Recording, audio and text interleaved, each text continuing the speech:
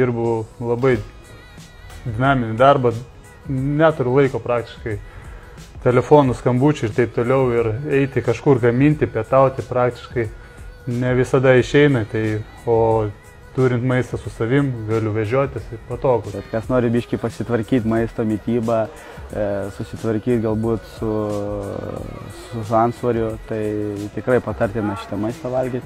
Tai pamaniau, kodėlgi ne, pabandžius valgyti sveikai. Ir iš tikrųjų laiko atžvilgiu tai labai yra praktiškas variantas. Tuo pačiu racionas labai geras ir tau nereikia galvoti, ką gaminti, ką valgysi rytoj ten. Viskas sudėta, sudėliota, patogu. Būdavo visko, bet dabar, kai yra tokios galimybės, tai iš vis labai gerai. Jo, buvo ta lazanija tenai daržovių, vištiena buvo su kažkom kaip pica tokia padaryta, tas skani.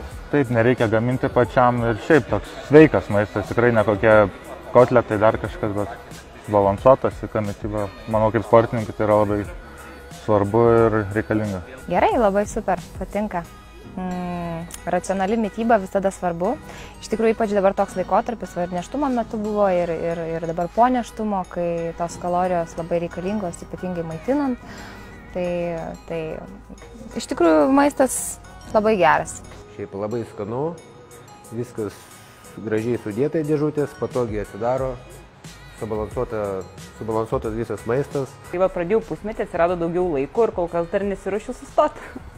Man patinka. Aš kaip moteriškai renkuosi 1-4, nes man tas patinka. Aš visą laiką, kaip sakau, turiu savo tempą, savo režimą. Man to maisto tikrai užtenka, didinti nesiruošiu kol kas. Jeigu prireiks, kodėl ne. Bet su 1-4 aš apsieinu labai puikiai.